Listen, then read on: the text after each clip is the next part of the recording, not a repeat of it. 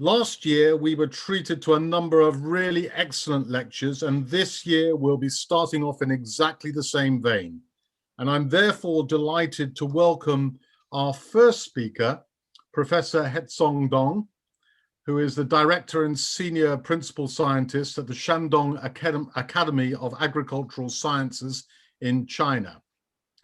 And he's going to be talking about achieving high yields and fine quality of cotton with agronomic technologies. Dr. Dong is widely known for his outstanding research on yield improvement of cotton through agronomy, physiology, and ecological approaches. He received his master's and PhD degrees from Beijing Agricultural University. He worked as a postdoctoral fellow at the Bar-Lan University, Israel, and as a visiting professor in Plant and Soil Department, Texas Tech University. Dr. Dong is the recipient of 16 awards that include 4 National and Technological Progress Awards and 4 Provincial First-Class Scientific and Technological Progress Awards. He's published more than 200 peer-reviewed papers, of which 70 have been published in SCI Index journals. His H index is 26. He has presented 26 papers at national and international conferences, and his research interests focus on combating climate change through field management of abiotic stress factors such as salinity, drought, and waterlogging in cotton. And with that introduction, Professor Dong, I'm very pleased to welcome you and to hand over to you for your presentation. Thank you. Good morning, everyone. Just before Dr. Dong starts, I heard that there's a slight echo. So probably someone from the audience has kept their mic on. It's not on mute. So if everyone can kindly put it off, that would help Semna. Thank you. And Keshav, it might be worth mentioning also that for questions and answers, please put them in the box that says Q&A so that we can ask Dr. Dong at the end of his presentation. Thank you. Dr. Dong, over to you. Okay. Hello, everyone. Welcome on the online lecture. I'm Hezhong Dong from Shandong Academy of Agricultural Science, China. I'm now a director and a senior principal scientist. My topic today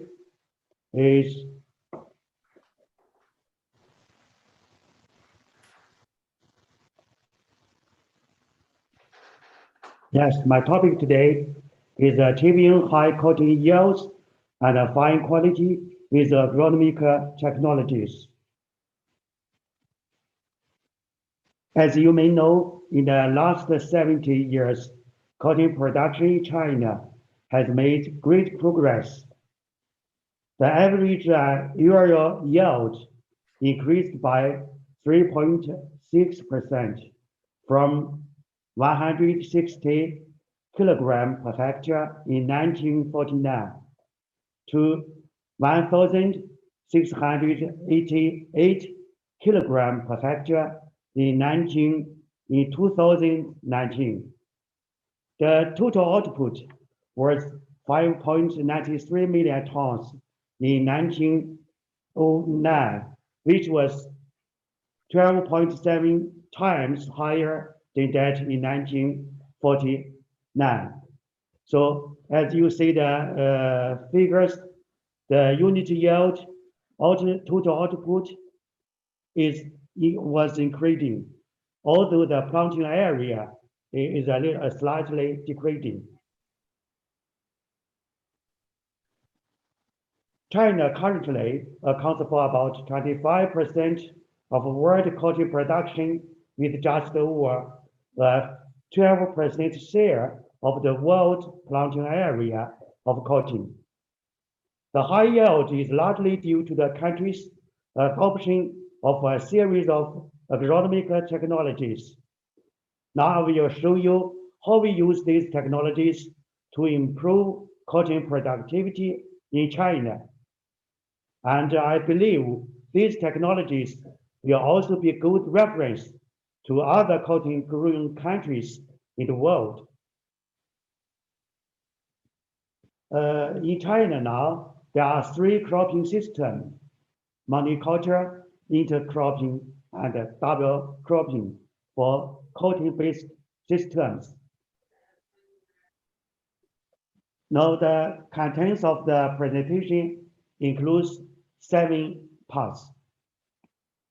Includes monoculture of full-season cotton, monoculture of short-season cotton, alternative intercropping of cotton and peanut, and relay intercropping, and also direct seeding of short-season cotton. And in the last, I will show you how we use the partial root irrigation. Now let me show you the first part, monoculture of full-season cotton. Full-season cotton indicates the cotton is sowed in April and harvested in November. The first step is to sow the cotton with mechanics. Mechanic seeding from early to late April.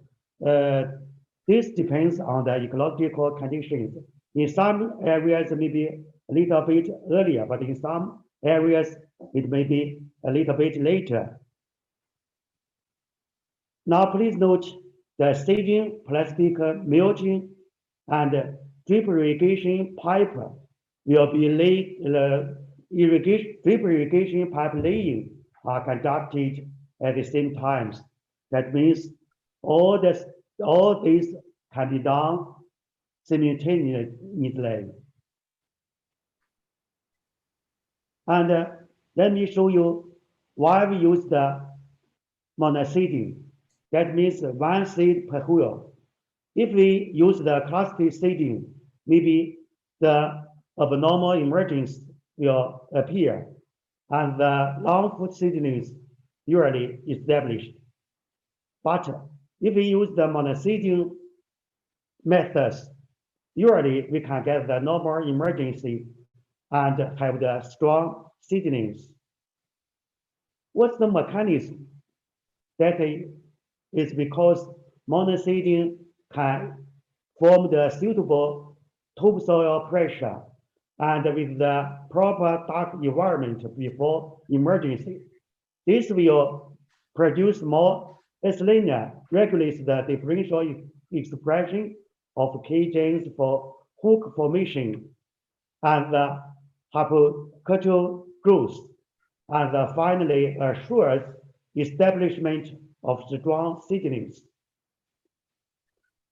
And if you are interested, more details can be seen in this article. So after seeding and after the emergency, seedlings can be freed from the plastic film like this. And after emergency, we can use the intelligence to control the weeds like this. You know, after emergency, there will be a lot of weeds in the fields. We can use intelligence to control the weeds. Usually, the traditional row spacing and the plant density are about 100 centimeters plus 50 centimeters. That is traditionally we use the wide and narrow row. The wide row space is about 100 centimeters, but the narrow row is only 50 centimeters. But now, to be beneficial, to be helpful to the mechanic harvesting, we use the equal row spacing. That means the row space is equal with about 76 centimeters presently. And the plant density in the past is very low. It's about 45,000 to 60,000 plants per hectare. But now the plant density increasing to 90,000% or to 180,000 plants per hectare. Now the plant protection can be done as usually. Pesticides and plant growth regulators are sprayed in combination. Pesticides can also be combined with foliar fertilizer at later stages if necessary. And the fertilizer rate, in the past, it is very high, about 225 to 450 kilogram per hectare for the nitrogen. But now it can be decreased to 185 to 330 kilogram per hectare for the nitrogen. And the nitrogen, phosphorus, and potassium percentage is about 1 to 0.6 to 0.7 to 0.9. The frequency usually 2 times, about 40% for the basal fertilization, but 60% for the side dressing at early flowering, or for fertigation 7 to 9 times. In the northwestern China, we use the drip irrigation.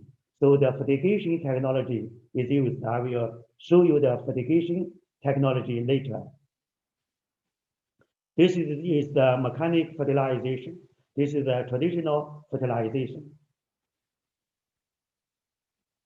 Now, in order to harvest the cotton, seed cotton with the mechanics, we usually increase the plant density and also reduce the plant height with the plant growth regulators to make the plant more compact, more shorter, compared with the traditionally the loose plant type. So the compact plant type is suitable for the mechanic harvester. Now this is the demonstration field I show you in Shandong province. And the seed cotton yield is usually about 4,500 kilogram per hectare.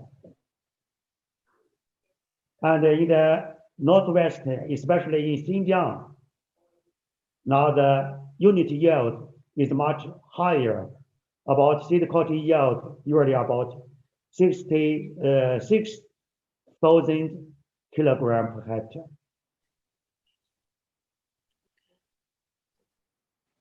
The second part is the monoculture of short seed cotton. In the first part, I show you how we grow full seed cotton. But the short cotton seed cotton means sowing in late May. For the first season, the cotton can be sown in April, but for the short seed cotton, it is sown in late May and harvest in October. Short seed cotton can be grown is more suitable for growing in salinity affected or unproductivity soil. In this case, seed sowing can be delayed by more than 30 days with short seed cotton, and the plant density would be increased to about 90,000 to 105,000 plants per hectare. In this case, the plastic mulching is absent. That means it is not necessary to use the plastic mulching. For the full seed cotton, it is still necessary to use plastic mulching to increase cotton yield. But for the short seed cotton, because the sowing date is delayed about 30 days, so it is not necessary to still use plastic mulching. Compared to full seed cotton under plastic mulching, the seed cotton yield for the short season can be 3,750 kilogram per hectare. It is reduced by 15 to 20%. But the labor and material input can be decreased by 50%. So the economic returns for the short season cotton is 10 to 20% higher than that of full season cotton. And more importantly, plastic residues as well as the plastic pollution is greatly reduced. So monoculture of short season cotton still has a lot of advantages compared with the full season, especially in salinity affected soils and productive soils.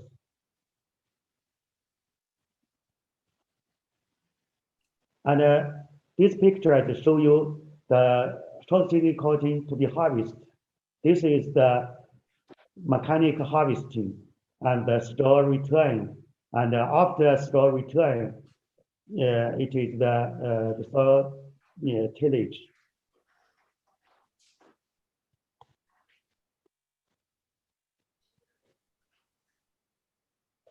Okay, the third part of the presentation, I will show you a new intercropping method. It is called alternate intercropping of cotton and peanut. You see 4 rows of cotton, the very wide strip, and also 6 rows peanut for the intercropping. And the next year, the growing tool will exchange.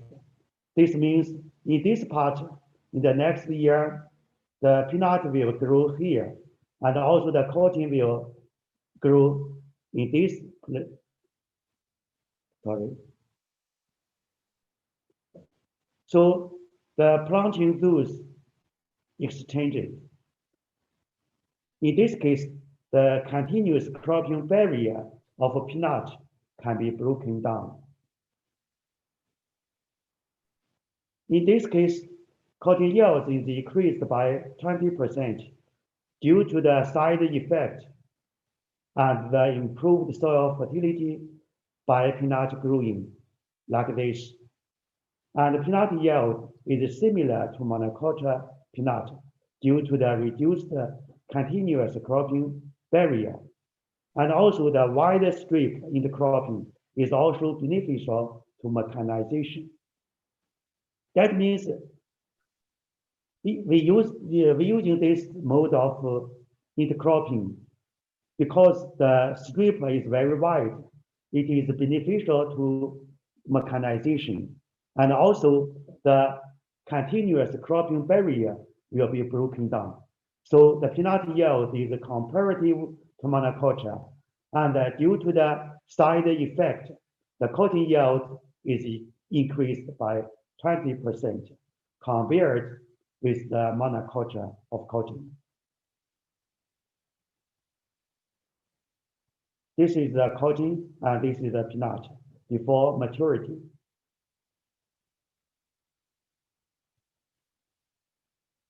So because the cotton yield is increased and the peanut yield is also comparable to the monoculture peanut, so the benefits of the total yield of the total field is increased in this kind of alternate intercropping. Now the fourth part, I will show you the relay intercropping with wheat or garlic. You see the photo, 2 rows of cotton with under the plastic mulching, and also three rows of wheat. And this is the wheat, cotton, and watermelon, 3 cropping. And in this picture, it is Chinese garlic and cotton. Wheat cotton, rib cotton, and garlic cotton are three modes of relay intercropping in China. Under the double cropping, total profit is about 40% higher than single cropping. And in this chart, I will show you several modes of relay intercropping. The first one is the 3-to-1 mode. That means 3 rows of wheat and 1 row of cotton. And the second mode is the 3-2 mode. That means it has 3 rows of wheat and 2 rows of cotton, like this. And also, the third mode is 4 rows of cotton and 4 rows of wheat and 2 rows of cotton. Now, which kind of mode do you prefer? It depends on what kind of crop do you prefer. If you want to get more wheat, you can use the 3-to-1 mode. But if you want to harvest more cotton, you can use 3-to-2 mode. Depends on which kind of crop you prefer most. Relay intercropping still have some limitations. 2 major limitations are: the first is it is need to reserve the certain space, like this. If you want to grow cotton in these places, this place space should be reserved before growing wheat.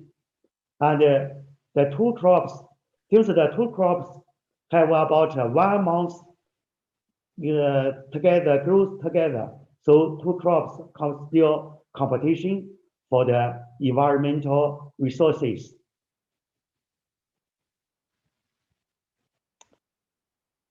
Usually, we use the relay intercropping for the wheat or garlic with cotton. We usually have traditional 3-4 steps. The first step is nutritional clay making, like this. This is the traditional nutritional clay. And after we prepare the nutritional clay and put all the clay in a bed, the nursery bed will be established. After the establishment of nutritional clay, we can conduct the seeding. Usually 1 seed per clay, like this. And seedling reading in the nursery bed, like this, to increase the temperature of the soil and air for the nursery bed. We usually cover a plastic film. And at the later stage of the seedling growth, we usually open the plastic film to adjust the air temperature and the soil temperature. And usually we can open the plastic film in the day and close the plastic film in the night to maintain the air and soil temperature of the seedling bed to improve seedling growth. After seedlings are ready, we can do the transplanting. Usually, transplanting is conducted before wheat or garlic harvest. Generally speaking, usually about 30 days before wheat or garlic harvest.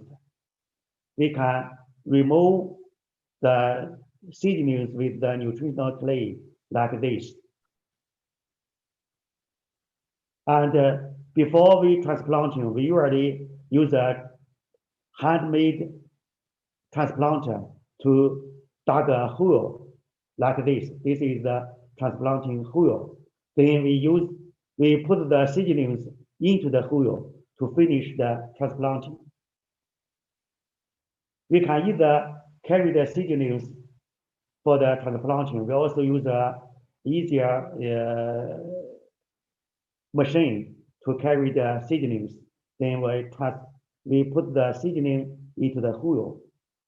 This picture shows you the harvesting of garlic.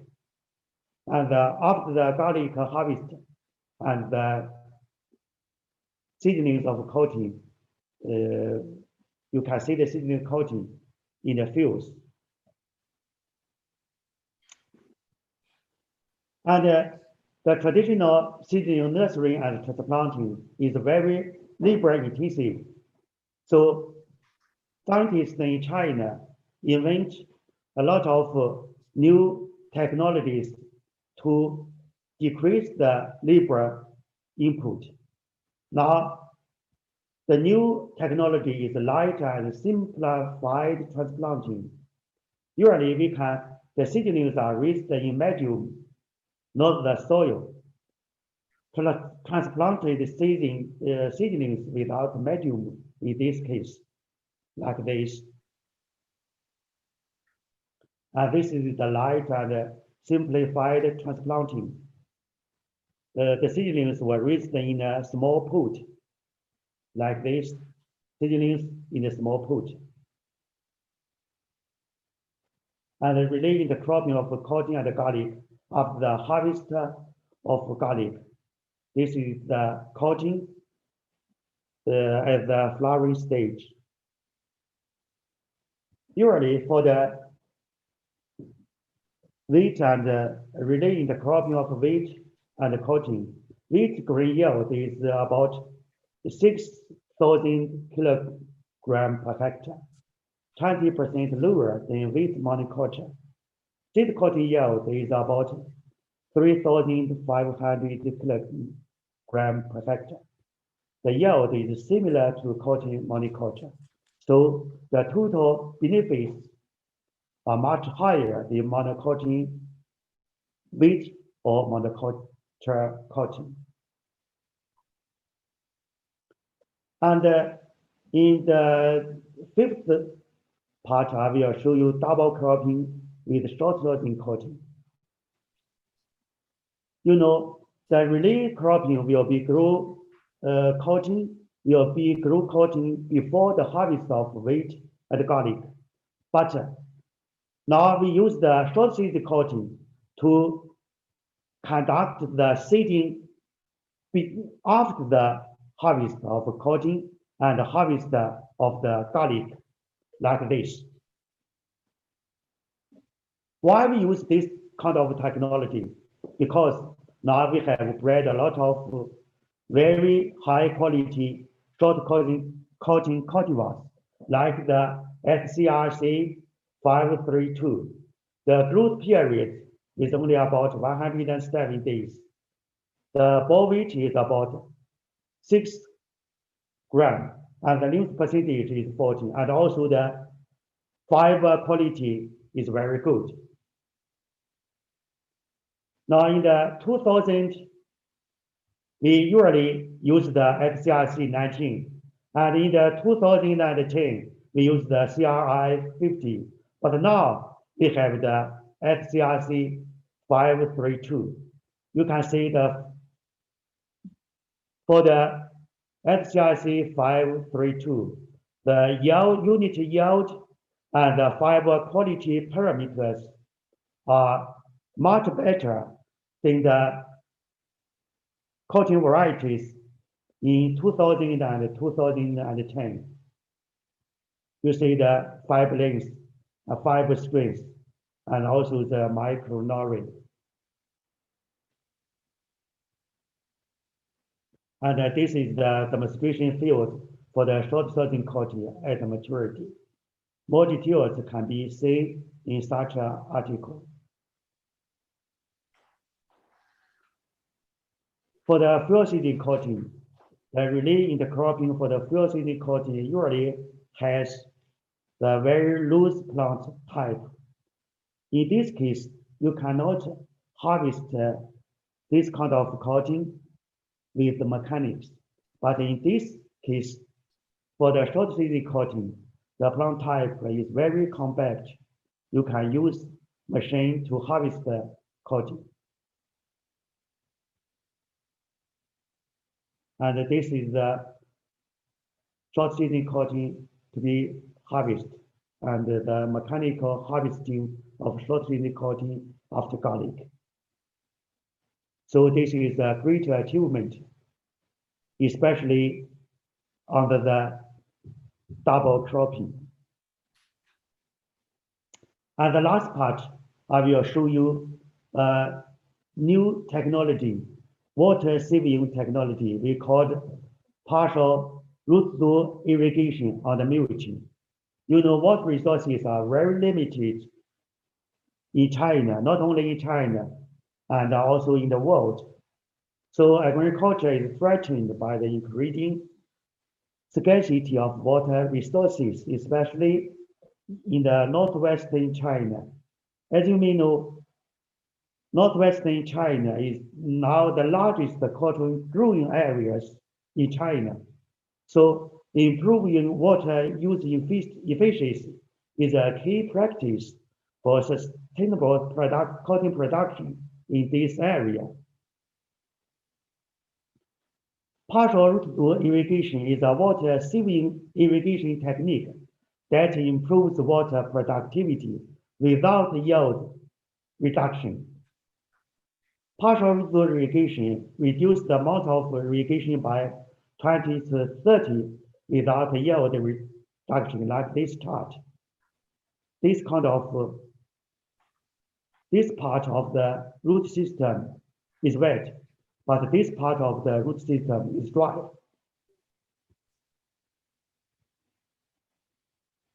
Now, we have well known the water saving mechanism of partial root-through irrigation is EBE is involved in water saving on the partial root-through irrigation.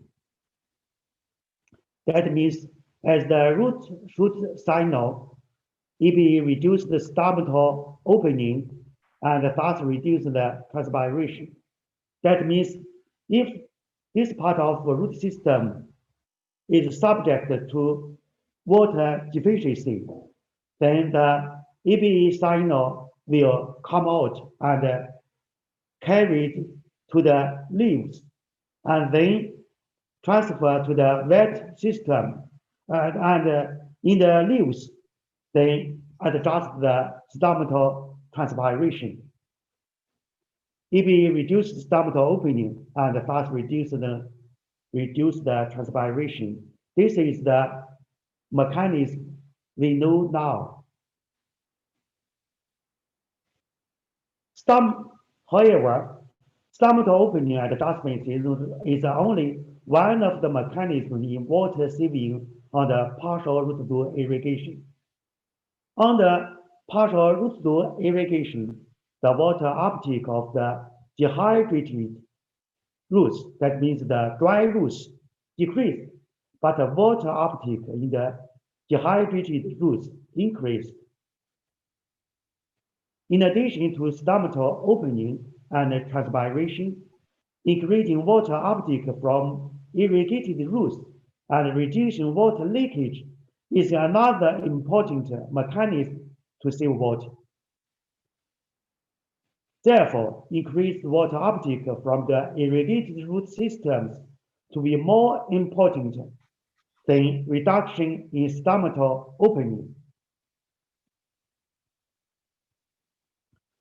The effects of partial root-through irrigation on stomatal opening have been well documented. Partial root-through irrigation reduces the EBE-based root-to-shoot signaling that regulates stomatal conductance. The underlying mechanism of the increased water uptake from the wet root on the partial root-through irrigation are not well understood. how partial root-through irrigation increase the hydrated root hydraulic conductivity. So we put forward the hypothesis: partial root-through irrigation reduces the EBE-based root-to-shoot signaling that regulates stomata conductance. That is, we all know. But how partial root-through irrigation increase the root hydraulic conductivity in the irrigation area? We guess maybe some signaling are involved in such process. Now, which signaling molecules involved in regulating root-to-root hydraulic conductivity and the source of them? In this study, we pay our attention to the jasmonic acid. We guessed that after a lot of experiment, we tested the jasmonic acid. To do this study, we used the split root system to simulate the partial root irrigation. In this experiment, we can use the traditional split root system. That means the main root, the tip root, was cut down, and the little root was remained. And we divided the little roots into two parts. One part in one box, another part in another box. We grew the root system into two boxes containing medium or containing water solution. Now, in this experiment, we also use a new system. That is, the system can be established by grafting.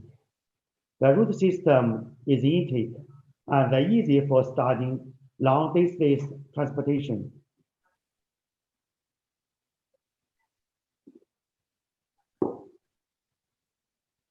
This picture shows you how to use the grafting to establish the new split root system. Like this, the parafilm covers this part, and the two systems into two bottles or two boxes containing water solutions. And we also use the boxes like this. This is the split root systems. If both parts contain water, it can be the contour without water differentiate. But in this part, one into the water and another we add the PEG solution into this part. This can simulate the partial root irrigation. And if both boxes contain PEG, we call this kind of treatment the water differentiates like this: the contour, partial root irrigation, the hydrated and the dehydrated. And in this case, both boxes, both parts containing the PEG to simulate the water differentiates. And you see, this is the contour, this is the partial root irrigation, and this is the deficient irrigation. And our experiment, the results showed the water uptake from the irrigated root side. This is the drought part, this is the irrigated part. And the water uptake from the irrigated root side was greatly higher than other roots. You know, in the partial root irrigation, more water will be uptook through this part. So we established a model to show the mechanism why under the partial root irrigation, the hydrated, that means the irrigated root system can absorb more water than the other side of the root. Further stress to the dehydrated roots increase the jasmonic acid accumulation in the leaves. As a long-distance signal, leaf source GS was transported to the dehydrated roots while the fooling. And the leaf source jasmonic acid increased the expression of PIP genes in the hydrated roots, and then increased the root hydraulic conductivity and also the water uptake. That means if this part of the root systems is subject to the water deficiency, then the plant will absorb more water through the wet root system. So under this mechanism, we establish the technology for the water saving. In the northwest of China, traditionally we use the drip irrigation tubers, 2 tubers for 6 rows of cutting. But now we use 3 tubers for 6 rows of cutting like this. You know, this is the 2 rows, 2 rows, and 2 rows. Here is 1 drip irrigation tuber and 1 irrigation tuber. But currently we use like this, the irrigation tuber between the 2 rows and 3 tubers for 6 rows of cutting. And in the traditional irrigation, in this case, it is necessary to use more water. But in this case, the high irrigation and the low irrigation can be alternate. That we usually call it alternate irrigation. For the traditional methods, usually use 40,500 liters per hectare. But for the alternate irrigation, we can only use 3,600 millimeters per hectare, like this. The high irrigation and the low irrigation alternate. And we can also use another methods, like another mode of water saving irrigation. That means the partial root irrigation. Another mode like this. 2 drip irrigation tuber for 6 rows of cutting. This is the traditional methods. But the new methods, we usually use 3 tubers for 3 rows of cutting like this. 1 row, 1 irrigation tuber. And how to do the alternate irrigation like this. This is the high irrigation, this is the low irrigation, alternate. And let me show you the effects of irrigation modes on yield and water productivity of cotton. You see, this is the traditional irrigation. This is the traditional deficient irrigation. This is the partial root irrigation. Now, the seed cotton yield is similar. The partial root irrigation is similar to traditional irrigation in the seed cotton yield, but the water productivity for the partial root irrigation is greatly increased. So partial root irrigation produces seed cotton yield comparable to full irrigation like this way. And partial root irrigation increased the earliness, cotton earliness by 20% and water productivity by 39%. Partial root irrigation is an important way for water saving cotton planting in arid areas. Now, fertigation or the alternate irrigation.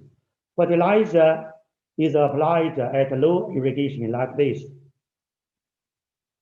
Okay, you see, this is the nitrogen uptake pattern, and the fertigation, alternate fertigation, the high irrigation, low irrigation, high irrigation, low irrigation, and also we use the nitrogen rate as the low irrigation point. More details can be seen in this article. Now the fertigation saves water by 20%, reduces the fertilizer by 15 to 20, and the defoliation rate is also increased to 95%. Okay. Thank you for your attention.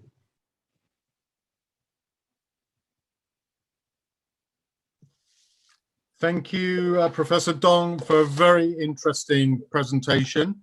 As you can imagine, there are lots of questions in the Q&A box, so I'm going to go straight into that and try and pick out some of those questions. There have been a number of questions talking about the row spacing, and so perhaps you can just go over that again. What's the distance between the plant to plant? What is the average cotton spacing in China, etc.? Okay, the row spacing is different in different areas in China. In the Yellow River Valley, usually the row spacing is about 76%, and the plant density is about 6,000, and the plant-to-plant spacing is about 15 centimeters. But in the northwest of China, especially Xinjiang, the row spacing is more closer. Usually we use wide and row spacing. The narrow row is 10 centimeters, and the wide row is 66, because the plant density in northwest of China is much higher than Yellow River Valley and other areas in China. Okay. Okay, thank you. And on a similar vein, there's a question about the soil organic content of the soils in general. And are all farmers incorporating crop residues back into the soil? The content of the organic matter? Yes. What is the soil organic content of the soils? Yeah, yes, it's about generally. 12 gram per kilo. 12. You understand? And are the farmers incorporating crop residues back into the soil? Yes, now currently we yes, it's very popular in China, but in the past all the stores will remove for the fuel and some other use. But now most of the stores will return to the fields. Okay. Thank you. A question here about this. What is the seedling age for transplanting? Usually 2 to 4 true stage. 2 to 4 true leaf stage. 2 to 4 true leaf stage. Okay, thank you. A couple of questions about the varieties. What is the ginning percentage, the ginning output term percentage of these varieties? About 40%. 40%. Another question about how can wheat and cotton be grown together? What is the temperature regime? How is the temperature regime? Pardon? I'm sorry. The question is how can wheat and cotton be grown together? What is the temperature regime? For the soil or I think the question is that can we actually grow cotton and wheat in the same season together? I thought you made a mention of the relay cropping, but here the question is, can we grow them together like intercrops? Because they have a different temperature requirement. I'm sorry. I can't catch that. My understanding was that you said cotton and no, wheat are grown as relay crops. I see the question. I see the question. Okay. Yeah, it's the relay intercropping.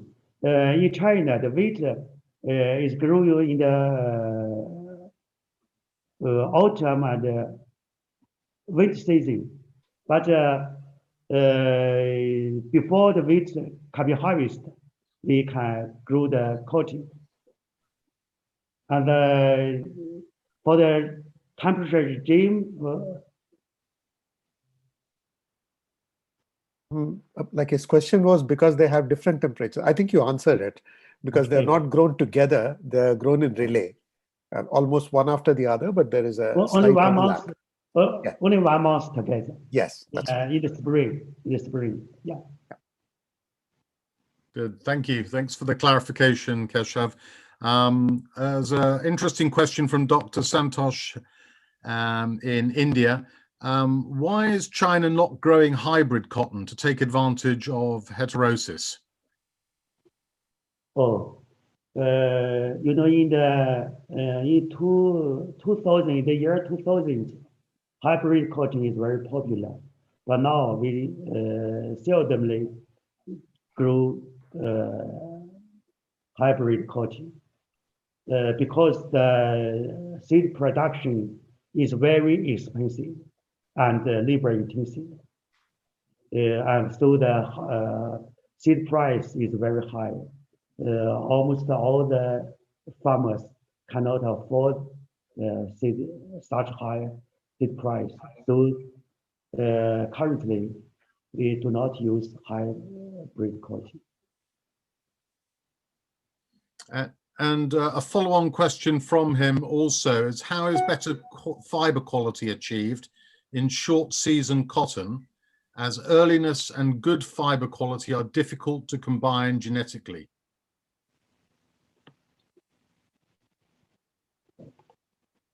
Okay. Yes, it's a very good question, also a very complicated question. I think the short season cotton, the unit yield of short season cotton is a little bit lower than the full season cotton, but the fiber quality it can be the same as the full season cotton. I'm not a cotton breeder, so I cannot answer these questions very correctly. I'm sorry for this. Okay, thank you. A couple of questions about the varieties. Do your short season varieties carry the BT gene? Yeah, yes. And which gene is being used? The BT gene. Yeah. Invented by the Chinese Academy of agricultural science. They use the same gene, which is the crivin, which is also available in India, which was used by nut seeds. It's the same event. So I'm not sure. Yeah, I'm not sure whether it is also used in India, but in China we use the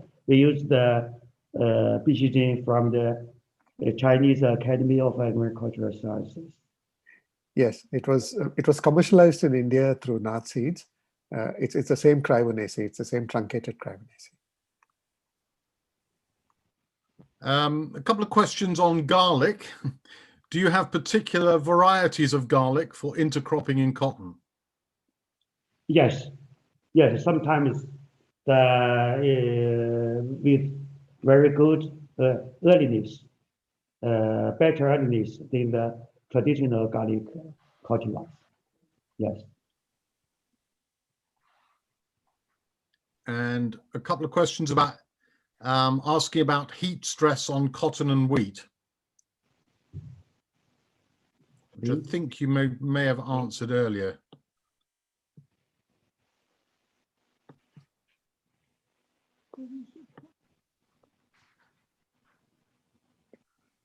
Can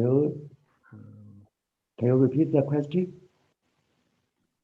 The question is, what about heat stress on cotton and wheat? Cotton I'm not and really wheat? sure what they're trying. Yes. I think you answered that earlier when looking about how to growing cotton and wheat. Yeah. Let's see if there's something else. There was one question looking at what's the rainfall pattern at the time of picking? For picking cotton? Yes. What is the rainfall pattern at the time of picking in China? Oh, the picking rate? The question is, like, does it rain during harvest time? Usually in late October.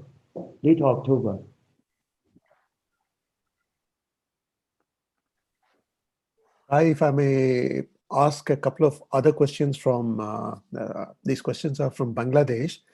One question is, how many times do you spray mepiquat chloride or PICS? And like a related question is, do you remove the vegetative branches or cut the shoot or branch tip? The PICS, plant growth regulator, PICS? Yes. Yeah. Usually 3 to 4 times for the whole season. 3 to 4 times. And at what time is it? Is it like during flowering time, before flowering time, after flowering time, after the peak flowering period? Concentrated on the flowering stage. Okay. And the other related question was, do you remove the vegetative branches or cut the shoot or branch tip? Oh, in the past, we already removed the vegetative branches, but now we can increase the plant density to decrease the growth of vegetative branches. So it's not necessary to hand remove the vegetative branches. Like, so how do you manage that? I'm sorry, because it was not clear to me. Yes, 2 measures. One is to increase the plant density. Second is to apply plant growth regulators. Okay. There was one more question, Kai. I'm just jumping. I'm sorry for that. Yeah. This was from Dr. Venugopalan, who is asking, how is the plastic disposed? How is the plastic mulch disposed? Yes, It's really a problem, and our government and the scientists pay more attention to to the plastic residues. But we are still searching for the effective method to dispose the plastic residues, maybe in the future. And now we usually use some other new products to replace the plastic, but there's still a long way to go. There's an explanation of the question I asked on heat stress, and what was meant was how much loss in yield of seed cotton occurs in China due to heat stress. Heat stress in China is not a big problem. It's really not a big problem in China. Maybe in some areas, in some specific year, maybe 5 to 10% yield reduction, but it's not a very serious problem compared with other, such as waterlogging and maybe salinity and some other disasters, hailstorm maybe.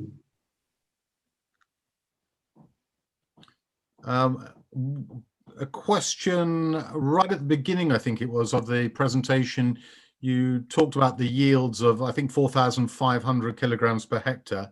And the question is that the yields that you presented, do they come from experimental plots or from the actual producers' plots? Not from the experimental plot.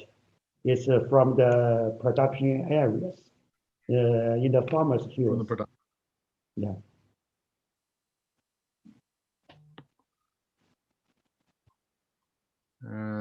Keshav, can you see any others there that I might have missed? I'm going through. Yeah, there are just a couple of other important questions, I thought. Yes, pests. Yes. Like one was, how many different kinds of varieties are grown in China? And are these cultivars recommended for each of the 4 different production systems differently? And also, how do they differ in terms of plant type and duration? So there are these 3 questions, and I'm putting them together. Like the first one is, how many different cultivars are grown in China? Yeah, it's a big question. And actually, there are maybe for the whole country, there are more than 100 cotton varieties grown simultaneously in China. But the most important, maybe about 20. You know, our government and the scientists also pay attention to so many cotton varieties. Maybe the situation will be changed in the future, but now there are still a lot of cotton varieties simultaneously used for the cotton production. And this other question was, is there a wider adoption of raised bed system of planting? Raised bed system? Raised bed? Oh, yeah. Raised bed system is not very popular for cotton production in China. Only in South China, we use the raised bed because waterlogging is a problem in South China. But in other cotton production areas, we seldomly use the raised bed growing systems. And this question is, it's about the flowering season and the short season cotton variety. This is asked by Dr. Raghavendra. He's asking, is the short season cotton variety, which is of 107 days, how many days will they take for 50% flowering? flowering? Like when is the peak flowering window? I mean, actually it is 50% flowering, but I'm rephrasing the question. Like when does it flower? I mean, when is the peak flowering window of the short season cotton variety? How many days? At what days phase is that? Is it during 60 days, From 70 days, 80 days? When is the peak flowering window?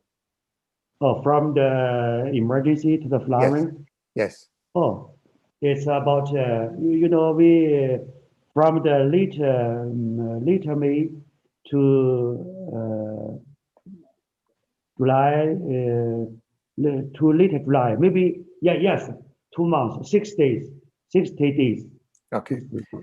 Yeah, I think like finally, I'm just summarizing a few questions together, which is they're asking in your intercropping systems, like how do you manage with pesticides and the cross contamination of pesticides? When you're spraying one crop, it can go to the other crops.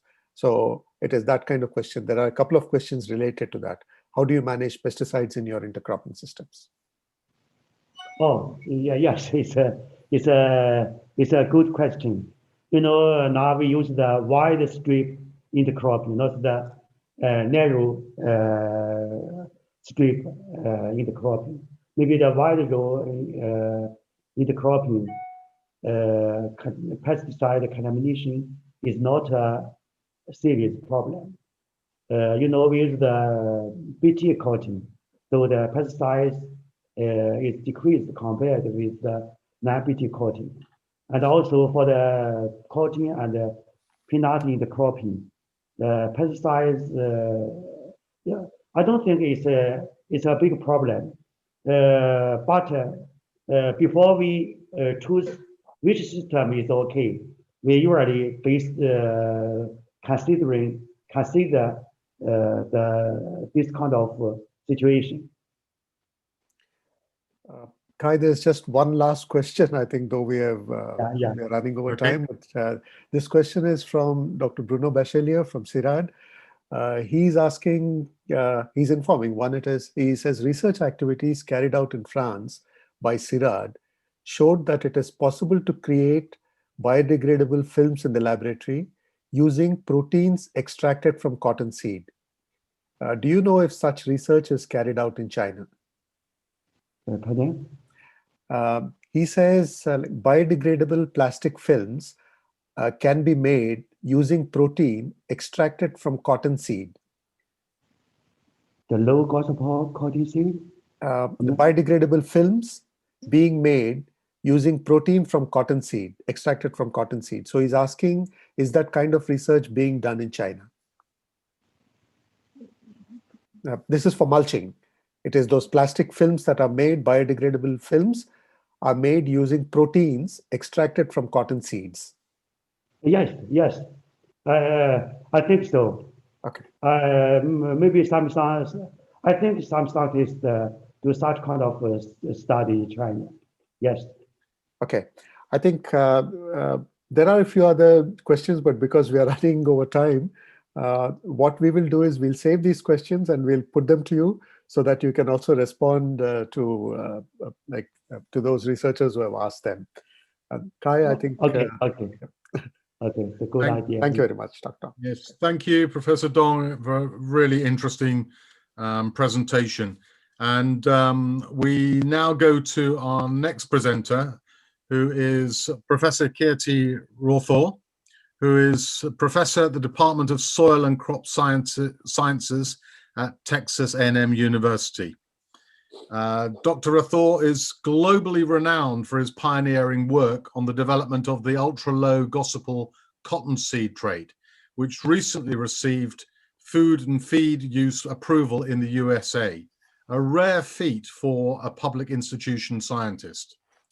His goal in its global adoption is for humanitarian use as an alternative source of protein. Dr. Rathore pioneered research on transformation and regeneration of cotton, sorghum, rice, and potato at the Texas A&M University. And Professor Rathore and his team were the first to demonstrate the CRISPR-Cas9 system for targeted knockout of a gene in the cotton genome. They engineered cotton plants that resist nematodes, fungal diseases, insect pests, weeds, and drought. And Professor Rathore and his team demonstrated that selective fertilization with phosphite allows unhindered growth of cotton plants expressing the PTXD gene while suppressing weeds.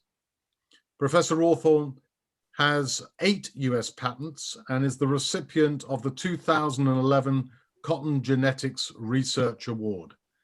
With that, Professor Rathore, we will be delighted to hear your presentation on novel transgenic traits for cotton improvement. Thank you.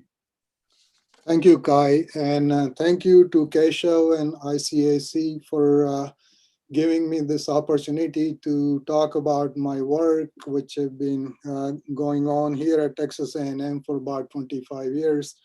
And it's nice to be able to talk to the international cotton community at the same time. So let me put up my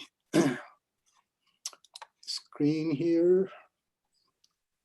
You can see it now. That's looking good. Okay, thank you.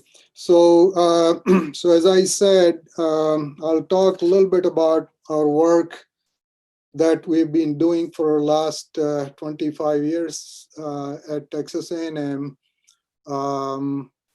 In fact, before I came to Texas A&M, I had never seen a cotton plant being grown in the field. So everything I know about cotton, I learned after coming to Texas A&M. I will talk about a number of projects, but not in great detail. But I'll touch upon, well, some of the ones very briefly, but I'll talk in a little more detail about the Gossipol work that we have done. And, and if this technology gets adopted worldwide, it could have, huge implications in terms of nutrition security around the world. So let me get started with that.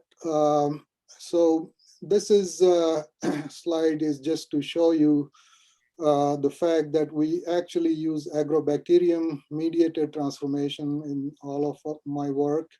And we use the tissue culture mode for regeneration.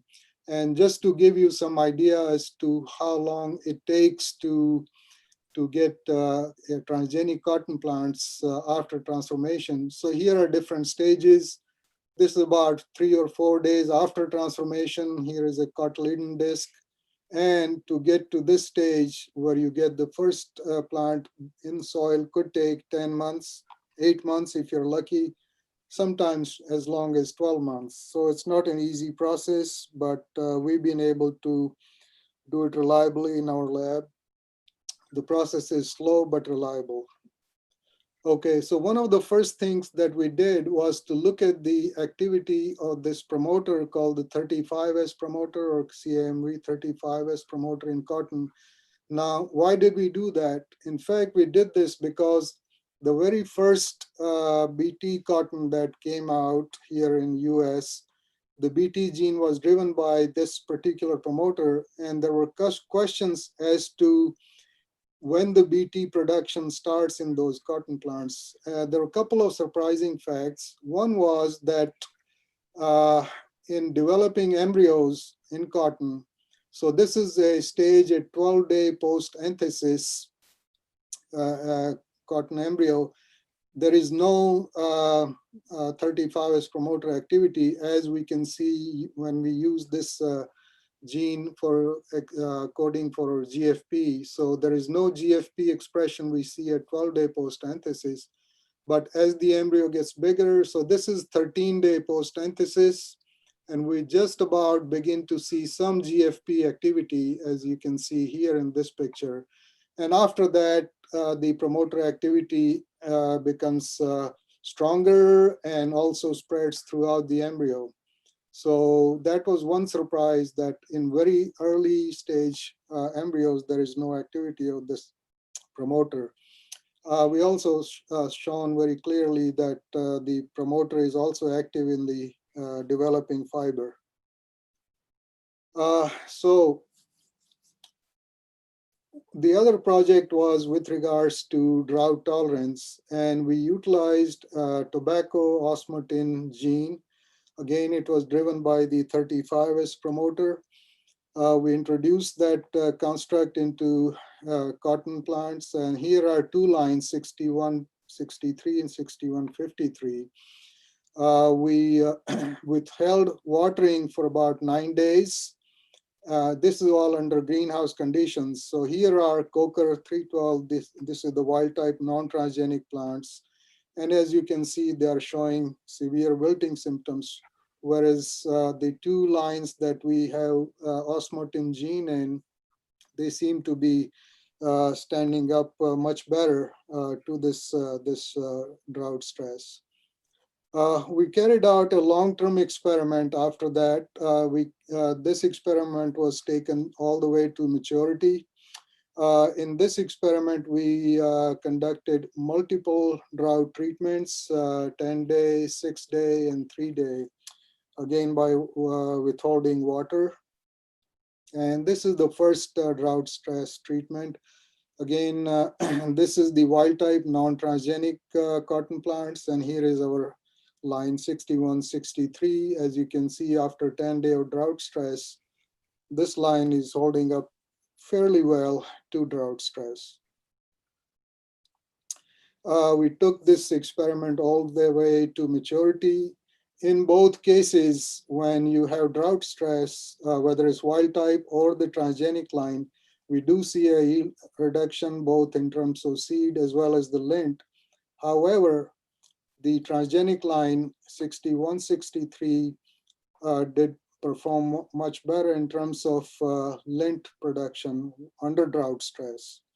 So that was something, and we published this work in 2009.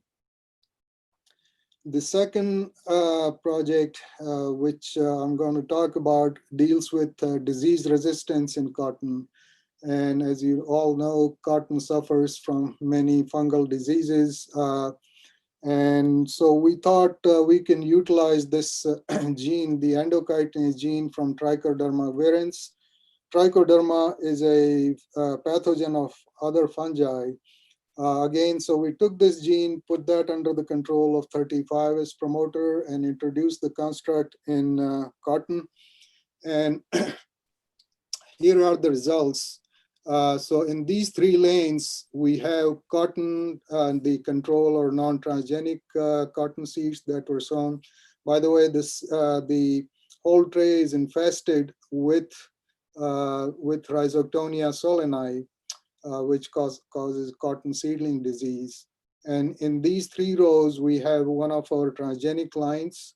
And as you can see that the non-transgenic seeds germinate, but they soon die after germination because of the disease, whereas the transgenic seeds are doing much better and they are all germinating fine. Now, with this particular gene, we only saw a positive impact in terms of protection against Rhizoctonia solani and Alternaria alternata, a foliar disease. I don't have the results, so I don't want to show you, but again, this thing is published, so you can see all the results. The second gene that we utilized in terms of trying to introduce disease resistance was the NPR1 gene. As you know, NPR1 gene is involved in salicylic acid signaling system and systemic acquired resistance, or SAR. With this gene, we did see a broader spectrum protection against several fungal pathogens. And so the pathogens that we studied were Rhizoctonia solani, Thalaviopsis, Alternaria, Fusarium, isolate FOV11, and Verticillium. Again, this was a non-defoliating pathotype. And the results are shown here. So here is Rhizoctonia solani infection. And as you can see the damage on these non-transgenic wild type seedlings, whereas the transgenic seedlings of this particular line are protected nicely. We did similar experiment with Thalaviopsis, and the results are shown. In this case, we utilized 3 different transgenic lines with the same NPR1 gene. Here is wild type, and as you can see, the roots are showing symptoms of the disease, and the plant growth is stunted, whereas all these 3 lines, although they do show infection in the root, however, they are able to overcome that, and you can see fresh root growth, and the plants are growing much better than the controls. The other diseases that we looked at was Alternaria alternata, as you can see here. Now, this experiment was done at the Petri dish level, but you can see the results very clearly. Here is wild type leaves, and the Alternaria is spread quite a bit extensively, whereas we see almost no spread of the disease on these transgenic line. This is experiment with Fusarium, isolate FOV11, and we do see some protection. Obviously, the plants are not doing as well as non-infected plants, but the transgenic lines is performing better than the non-transgenic plants. Similarly, we did another experiment with the verticillium. Now, this is non-defoliating isolate, and as you can see, wild type are suffering from this disease, whereas the transgenic line is performing much better. Now, I have to mention the fact that this protection that we saw with verticillium was only with the non-defoliating isolate. The defoliating isolate, we saw no protection. Now, another project that we have done, and this was done in collaboration with our Mexican colleagues. Now, by the way, Luis and Damar, both of them are at Texas Tech, and they're here in Texas and Lubbock. Now, this project deals with the use of PTXD gene, which was isolated from Pseudomonas sturtzeri bacteria. It encodes a phosphate dehydrogenase. So if this gene is active, the plant cells can convert PO3 or phosphate to orthophosphate PO4. So that's the basic technology. So as we all know that plants can only utilize phosphate or orthophosphate as a source of phosphorus for their nutrition. However, PO3 or phosphate is efficiently absorbed by this same PO4 transportation system and mobilized throughout the plant, but the plant cannot utilize PO3. Now, if you have phosphate dehydrogenase, it can convert PO3 to PO4, and the reaction is shown here. So we put this PTXD gene under the control of 35S promoter, transformed cotton, and we looked at 2 aspects. One was, can we utilize this PTXD and phosphate system as a selectable marker or selection system to select for transformed cotton plants? And results are shown here. Now, normally, as you all know, that we use mostly some antibiotic resistance gene along with the antibiotic, or we use herbicides such as Basta along with the BAR gene. And we wondered if we can utilize PTXD and phosphate for this selection. So here are the results. So now, as opposed to antibiotics or herbicide, phosphate does not outright kill the cotton cells. They just do not grow very well. So they are they're inhibited in terms of their growth. Now, this PTXD cassette, this PTXD cassette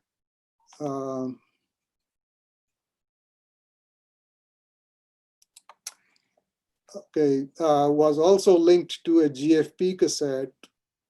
So you can see the GFP expression in these three cultures, that means, and that, as you can also see, that they're growing nicely. So you do your selection on the basis of good growth in cultures. Anyway, we produce lots of plants under this selection, and here is the result in terms of the efficiency of selection. So with phosphite selection, we got 42 plants or 42 lines back, and 41 lines tested positive. We only had one escape. That means that it's a very efficient selection system, and it compares very well to the bar gene and PPT selection. So this was our first experiment using the plants, and we wanted to see how well these transgenic plants will do with phosphite irrigation or phosphite fertilization. So here is the wild type non-transgenic, and here is one of the transgenic lines. Fertilization with phosphate, fertilization with phosphite. And as you can see, when you use phosphite, the plants are stunted, they do not grow very well.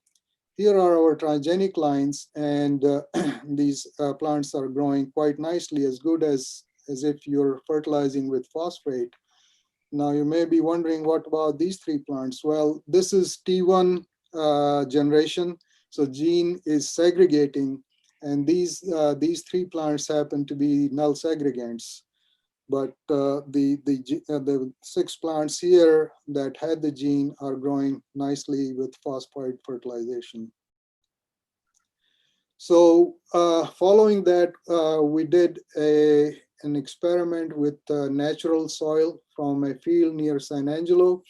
Now, one of the things that is a requirement for this kind of work is the soil has to be low in phosphorus. So this soil from San Angelo was very low in phosphorus, 18 parts per million phosphorus. And these are the other characteristics of this particular soil. Again, we fertilize with either phosphate or phosphite, and here is a competition experiment. So we performed this competition experiment with Palmer amaranth. It's a very noxious weed, and it's becoming a huge problem here in US as well as some other countries. So in each tray, we grew 6 cotton plants, and we also put Palmer amaranth seeds. And if we fertilize with phosphate, in both cases, whether it's non-transgenic or the transgenic line, the weeds are growing just as well as cotton plants. In fact, growing better than cotton plants. You cannot even see the cotton plants, which are 6 cotton plants in these trays. Now, look at the difference when we fertilize with phosphite. Here are wild type plants, all stunted. Also, the weeds are stunted. But here are our transgenic line, and cotton plants are growing nicely, and the weeds are stunted. So we were quite happy with this particular experiment and the results. So we thought, okay, how about performing another experiment on a different kind of natural soil? So this soil we utilized was from Eagle Lake, and we performed a similar kind of experiment, meaning that 6 plants, cotton plants in each tray, and we put some Palmer amaranth seeds in the soil as well. But at the time of starting the experiment, we did not know that this soil also contains lots of seeds from this broadleaf signal grass. But anyway, we conducted the experiment. So along with the Palmer amaranth and cotton, we also see this broadleaf signal grass, a monocot weed. And again, you can hardly see the cotton plants when you fertilize with phosphate. But if you fertilize with phosphite, the wild type cotton plants suffer as well as the weeds. But if you fertilize with phosphite and you have this transgenic line, the cotton plants are growing very well. They are able to outcompete the weeds, and weeds are suffering. So this work has been published, and again, you can see that. see our publication. So now this is the main project, and this actually was my very first project at Texas A&M. And at the time, a lot of people wonder why even bother with cottonseed, working on cottonseed. Farmers don't grow cotton for its seeds, they're growing it for the fiber. Now, here are some facts which I'm sure most of you are familiar with, that cotton plant produces more seed compared to the fiber weight to weight. So for example, in 2014, we had 26 million tons of lint produced worldwide. And at the same year, we produced 47 million tons of seed. Now, cottonseed has about 23% protein. And so what that means is that it has almost 10 million tons of protein, that amount of seed. Now, a human being requires about 50 grams of protein per day to survive. Now, if it was possible to utilize cottonseed protein directly for human nutrition, we could meet the basic protein requirements of almost 500 million people per year. However, we cannot utilize cottonseed as a source of food or even as a source of feed for most animals because of the presence of toxic gossypol in the seed. By the way, what you're seeing here is a big hill which consists of cottonseed. This is just outside Lubbock. It's a big cotton growing area in Texas. So as I said, cotton seed contains about 22-23% protein. It's a relatively good quality protein, but we cannot utilize this cotton seed for human nutrition or even animal feed because of the presence of gossypol in the seed glands. So here is a slice of seed, and you can clearly see the glands, and gossypol is produced and stored within these glands. And as I said, gossypol is toxic to non-ruminant animals. That includes pigs, chicken, obviously human beings. It damages heart and liver. So most of the cottonseed is used to feed cattle. We can extract oil and we can process the oil, and oil is safe for us to use. But most of the cottonseed or the meal is used to feed cattle. Now, gossypol also binds lysine, so it reduces the nutritional value of the meal as well, even for cows. And as I said, gossypol is typically removed during the processing of cottonseed oil. But after that, oil is pretty safe to use, and most of us do consume that. Here is the structure of gossypol. So we utilize cottonseed for human nutrition in the form of oil, and also we utilize it as a feed for the cows and cattle and so on. But these animals cannot utilize cottonseed because of the presence of toxic gossypol. So what's wrong with that? We're not throwing away the cottonseed. Well, cows happen to be extremely inefficient in terms of converting feed protein into meat protein. So protein conversion ratio for beef cattle is 20, meaning 20 pounds of feed protein to get 1 pound of beef protein. So PCR for cows is 20. Compare that with other animals. So pigs 5.7, chicken 4.7. If you just want to get eggs, is 2.6. The most efficient manner to convert feed protein into edible animal protein. Here is salmon, tilapia, and shrimp. A lot of our fish is coming from aquaculture these days. So people have known about this problem of gossypol toxicity for a long time. And in 1954, McMichael discovered glandless cotton, so the cotton did not have any glands, so it didn't have any gossypol. This cotton was grown here in Arizona by the American Indian tribe Hopi. And at the time, there was a great deal of excitement about this discovery, and a lot of national and international breeding programs were launched to transfer this trait into commercial varieties.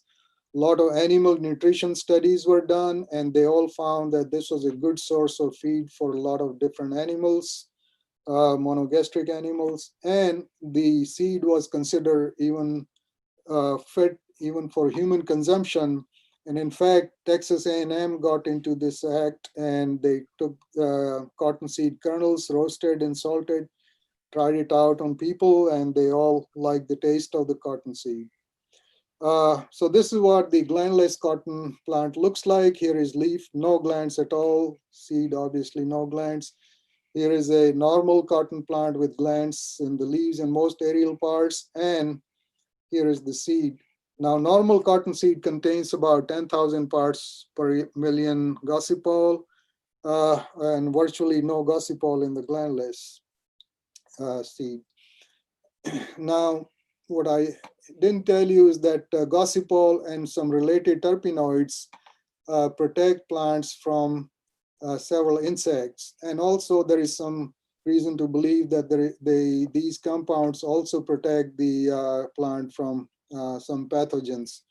So again, here are the glands on the leaves, sepal, there's the ball rind, bracts tissue, stem, and so on. Now, when the farmers grew these glandless cotton plants in the field, their plants were attacked very heavily by insects. These are some of the traditional insect pests of cotton. They were attacking this glandless cotton much more heavily. Some of the insects that normally do not go anywhere near the cotton plants were also attacking the glandless cotton. So mainly for that reason, there is no large-scale cultivation of glandless cotton currently.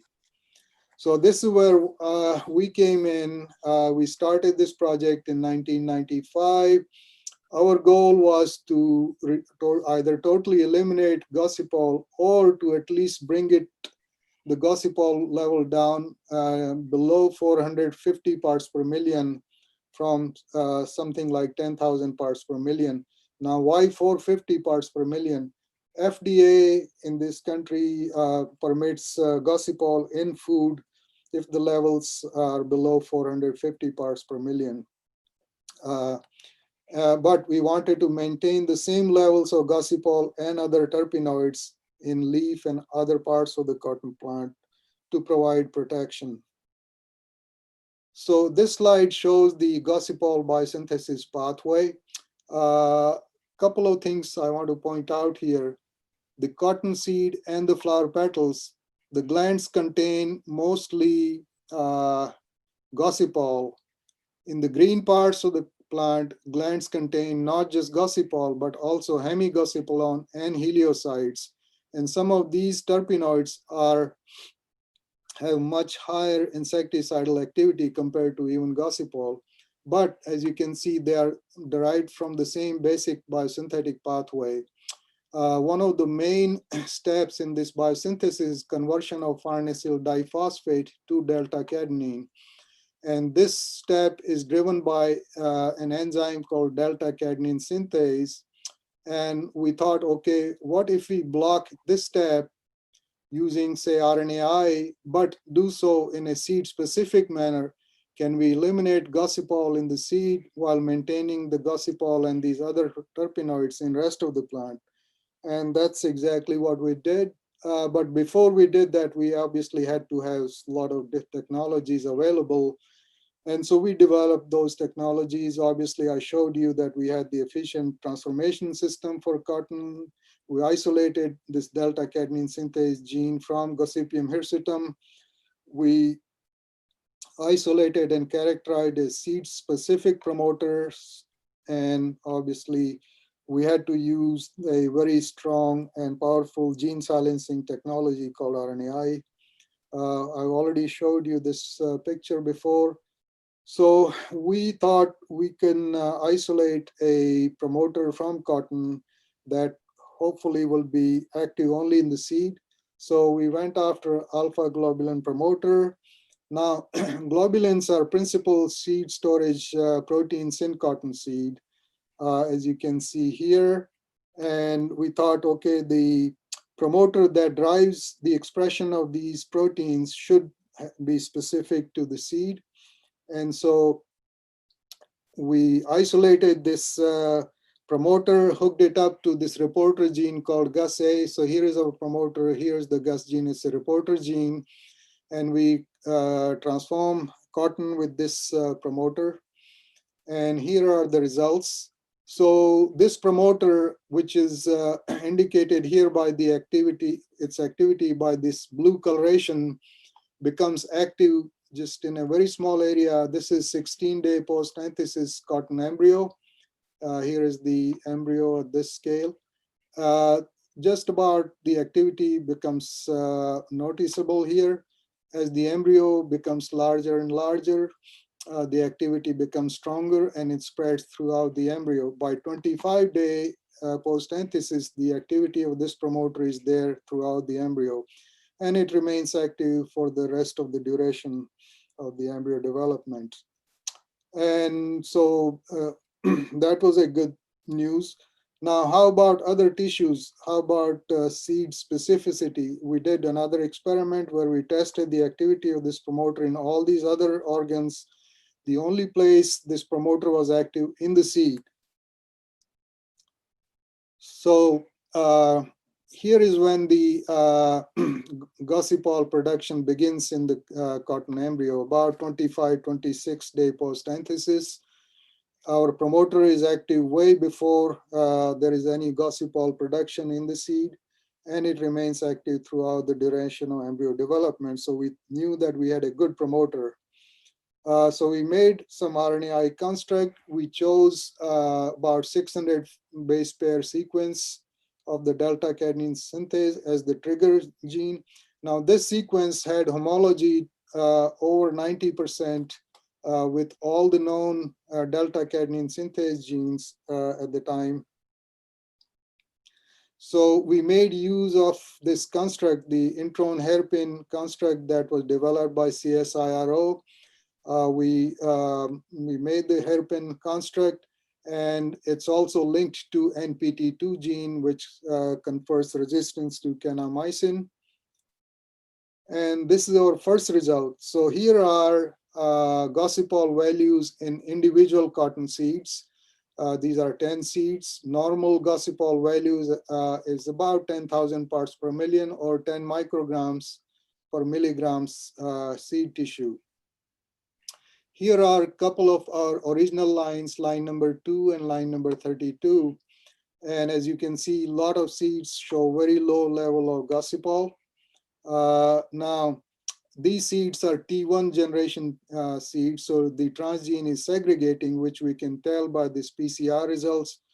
So the null segregants that didn't have the gene show normal levels of gossypol, whereas the gossypol is reduced, which had the hairpin construct. This is what we see on HPLC for gossypol measurement. So here is a gossypol peak in a normal cotton seed. The 3 seeds here are very low gossypol, and you can hardly see the gossypol peak in this.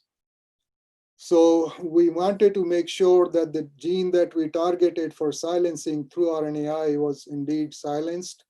And we looked at embryos at 35-day post-anthesis. So here are our 2 lines and the 10 different embryos from each. The lines that did have the transgene, as seen by PCR results here, we do not see, we either see very little transcripts or no transcripts at all. So looks like we did silence the gene. This was again confirmed using the northern blot analysis, and we saw that transcripts were for this target gene were not seen in the northern blot. Enzyme activity was also negligible in these embryos. So far, so good. So what about the rest of the plant? Okay, so here is results from leaf terpenoid analysis. As I said, green parts of the cotton plant contain not just gossypol, but also hemigossypolone and heliosides.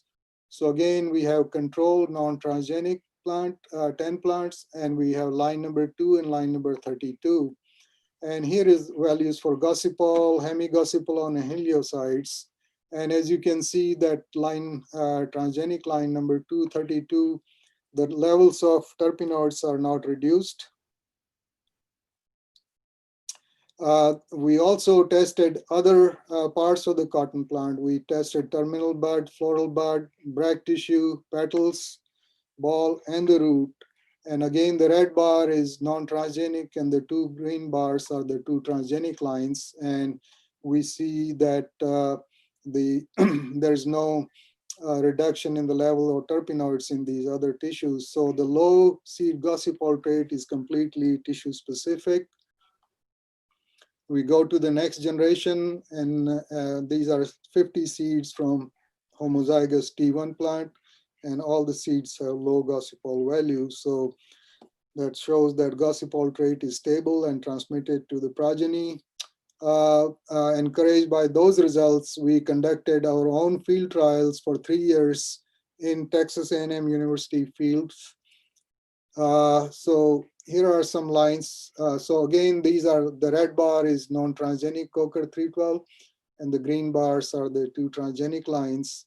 And we did this over 2009, 10, and 11, where we used 3 different lines. And again, we see that the trait is stable under field conditions.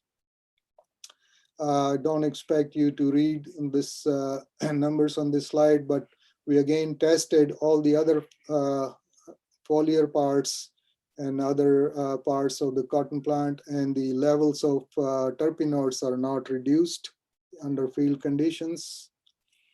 So we published that work in 2006, and obviously this seemed a very promising technology. So we thought we should go for deregulation of this particular trait.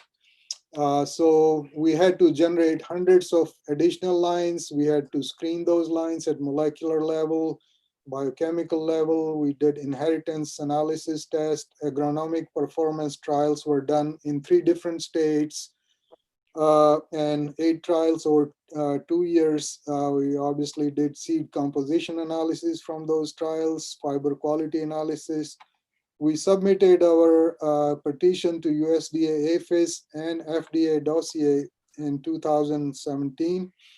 USDA APHIS deregulated one of the events, which we call TAN 66274, in October 2018, and FDA approved it for food and feed use in 2019.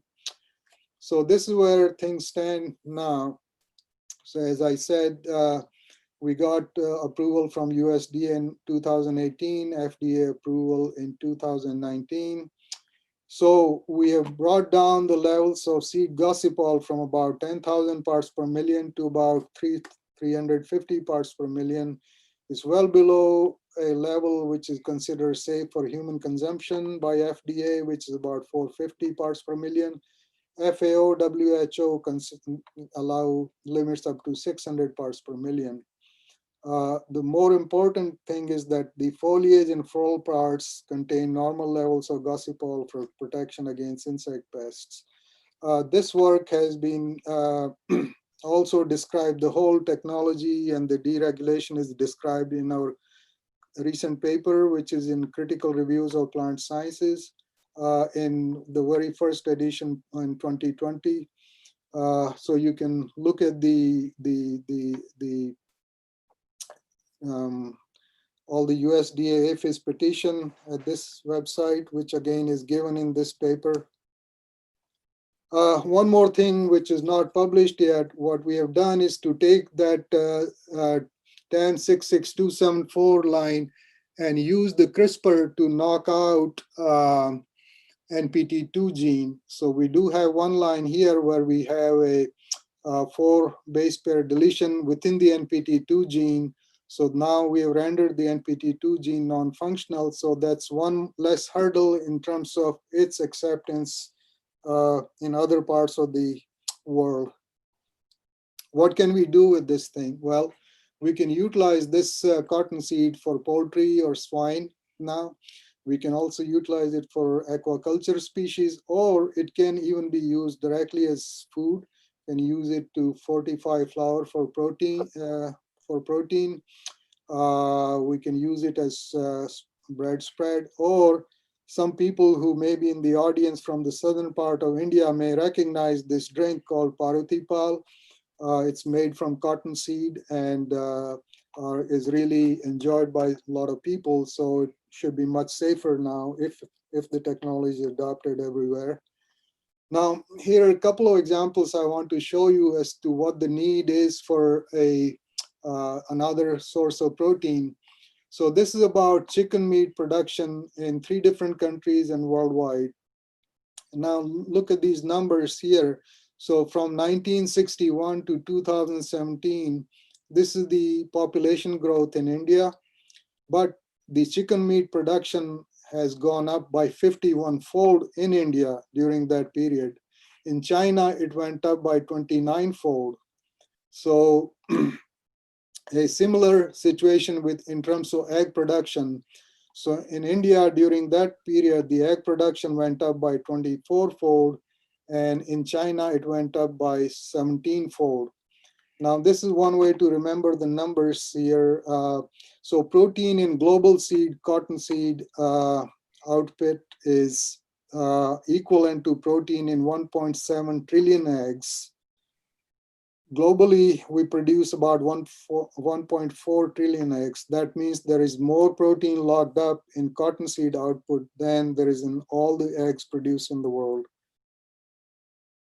Aquaculture is another big industry that's growing at a very fast rate because we have fished out all our oceans and the lakes and rivers. So more and more of our fish is coming from aquaculture, and there is a great deal of demand for fish meal and so on. And so this industry is growing at a rate of 8% per year, and there is a great need for replacement for fish meal and fish oil. And we have utilized our cottonseed in a shrimp feeding study, as well as southern flounder feeding study. And both the studies found that ULGCS, or the ultra low gossipal cottonseed, is fit for raising these aquaculture species. I don't know how much time I have, Kai, but can I just quickly show this next result? Yes, certainly. Okay. One other thing that we have done, and I will not go into too much detail, I'll leave more time for questioning, is we actually have discovered the gene that is responsible for making the glands in the cotton plant. And again, this was done with a combination of 2 different technology. One was RNA-seq, and we made use of the normal glanded plant and the Hopi cotton, which is the glandless. And we did RNA-seq analysis on 14-day post-anthesis embryos, where you cannot see the glands at that stage. You can just about begin to see glands at 16-day post-anthesis. So RNA-seq at 14-day post-anthesis showed us that there are about 30 genes that are overexpressed in the glanded embryo, or exclusively expressed in 14-day-old embryo in the glanded plant. And so based on that, we tested about 10 different genes that look like they code for transcription factors. Knockdown using the virus-induced gene silencing, or WIGS, showed us that 3 genes may be important for gland formation. We call them cotton gland formation, or CGF1, 2, and 3. And CGF3 obviously seemed much better than these 2 genes. And it also resulted in the knockdown of the terpenoid levels in these leaves. The only gene that showed any difference between the glanded and glandless plant was CGF3. So it looks like this is the main gene. In the A genome, we found a transposon stuck right in the middle of coding sequence, a 5.1 kb transposon stuck right there, so it destroyed that allele. And in the case of D genome, we see extensive mutations in the promoter region in the glandless. So that may be the reason for the glandless phenotype in the OP cotton.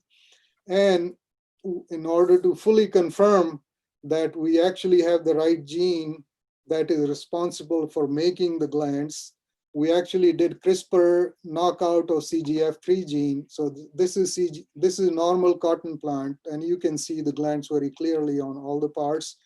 Here is a CGF3 knockout, and we have eliminated glands completely. And here is the natural Hopi cotton mutant. So with CRISPR, we were able to confirm that we have the gland gene. Now, why am I talking about this? Well, this can be a very useful tool if you want to, say, provide extra protection to the cotton plant. We are doing this work, but we haven't finished it yet. But here is a preliminary result. So we took the CGF3 gene and overexpressed it in just cotton cultures. We had no expectation of getting plants back from this. But when we did this work, CGF3 overexpression, we found that a lot of our cultures were very dark in color, almost brown, black almost. And this is what we're calling dark 254. And if we check the level of terpenoids in these tissues, normal non-transgenic cultures, transgenic cultures, which is light color as it's seen here, and transgenic culture, which is very dark in color, as you can see here, the terpenoid levels are massively increased in these dark color cultures. So that's an indication that this gene, if it's under the control of a very precise, appropriate promoter, can be used to increase the number of glands in the cotton plants to provide extra protection to the cotton plant against insects and some diseases. So with that, I want to acknowledge my team. A lot of people have worked off and on over the last 25 years on this project, and the project that I talked about today mainly has been done with the help of Leanne here. She's been with me 22 years. They've been here for about 10 years. Madhu did a lot of work on the gland genes. Here are some of our Texas A&M University colleagues who helped out with various projects. We got a great deal of help from our USDA colleagues in terms of gossipol measurements. These are the two scientists from Mexico who did the collaborators on our phosphide work. Without the help and financial help from Cotton Incorporated, we couldn't have done this work. So I want to acknowledge Cotton Incorporated for this, their help and their input, even at the intellectual level, by Tom Widegartner, Kater Hake of Cotton Inc., and there are some other collaborators, and these are the agencies that funded the work. With that, I'll stop and be happy to answer any questions that you may have. Well, Dr. Rathore, thank you very much indeed for that really interesting presentation. I really must congratulate you and your team for all the work that you've done in this area. It really is excellent. We don't have a great deal of time, and so Dr. Kranthi is quickly looking through all the questions, and we'll try to pull some of those together and ask them now. So Keshav, if you could take over the questions. Yeah, thank you, Kai. Professor Rathore, once again, thank you for the excellent presentation and, of course, the great work. These questions, I'm just grouping them together so that it becomes easier for answering. One question from India, this is from Dr. YG Prasad and also from Dr. Rajesh Patil. They're asking, the question is, does the pink bollworm relish gossipol-free seed? Now, this pest is a menace in India. So in essence, like, how does the low gossipol seed impact the pink bollworm in India and, of course, elsewhere? Very good question. In fact, some of our colleagues have done some work in Arizona, and that work has been published.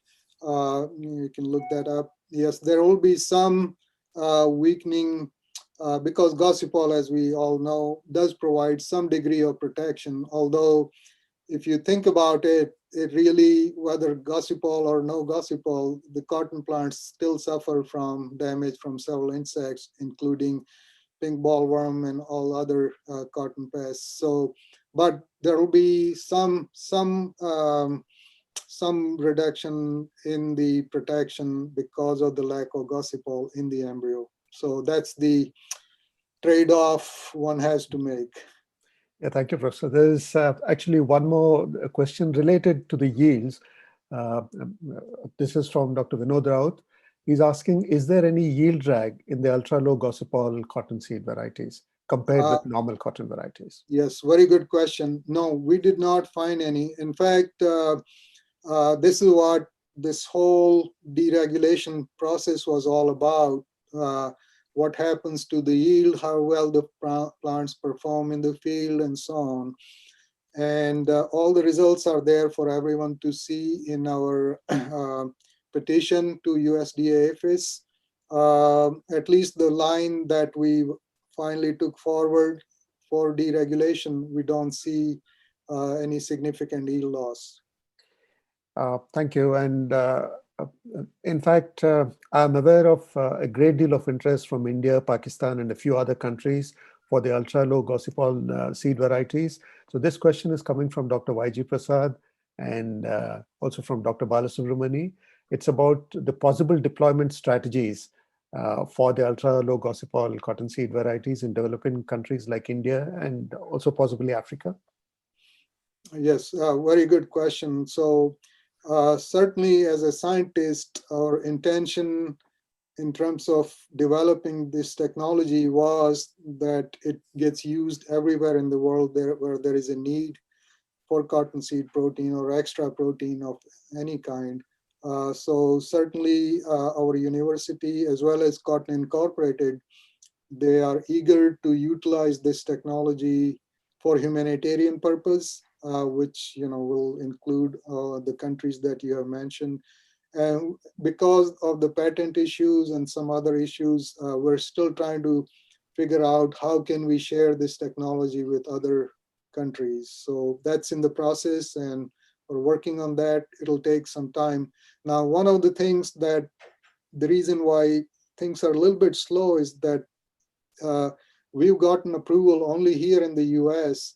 Each and every country that wants to utilize this technology will have to go through their own regulatory process, and that's where things can get a little bit slow and a little more complicated. So I wish I could give you an answer, easy answer, but with these kind of things, there are never easy answers. But the technology is there, it works, and there are some further developments to this technology. So hopefully soon. The way I look at it is that humanity has lived with this particular problem of gossypol toxicity for thousands of years, and so what's a few more years? Thank you for that. And now, in fact, before I go to these other questions which are related to tissue culture, I'm taking the liberty to ask a question. One, because it's actually impressive that you worked on a wide range of traits, traits which include things like drought tolerance. It's about resistance to pathogens, and in fact, like both, like it also relates like to weed management, like with phosphite, and it is about nutrient management. Now, the question is, what do you think is the way forward for these events to actually get commercialized and being used in any of these other developing countries, not just developing countries, also in the United States? Yes, again, whether it's in the US or even most developing countries, India, China for sure, most farmers buy their seeds from companies, and these companies have to understand and appreciate the value for this particular trait. And not just that, now that no farmer is going to grow his or her cotton without the Bt gene, and in many cases also with the Roundup Ready or some other herbicide resistance gene. So this trait, if it gets adopted, will have to be combined with these other traits that are already in use. And so that's another kind of complication that has to be overcome. And again, it has to be the demand from these other countries, which will make these big companies, appreciate the fact that this technology can be extremely useful for nutrition security and so on, so that they kind of take it upon themselves to take this technology. But we are in conversation with a lot of companies, and there has been a lot of interest from a lot of other countries as well besides US. We're trying to figure out how best to go forward. Thank you. There's one question from Dr. Mohammad Akhtaruzaman. He's from Bangladesh. He's asking, can short duration cotton varieties be developed by gene editing? Depends.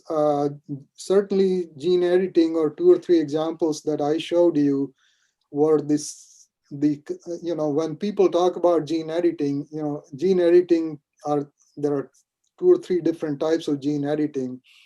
Currently, what is possible is, or not possible, what's the easiest thing to do is to knock out a particular gene, which is what we have done.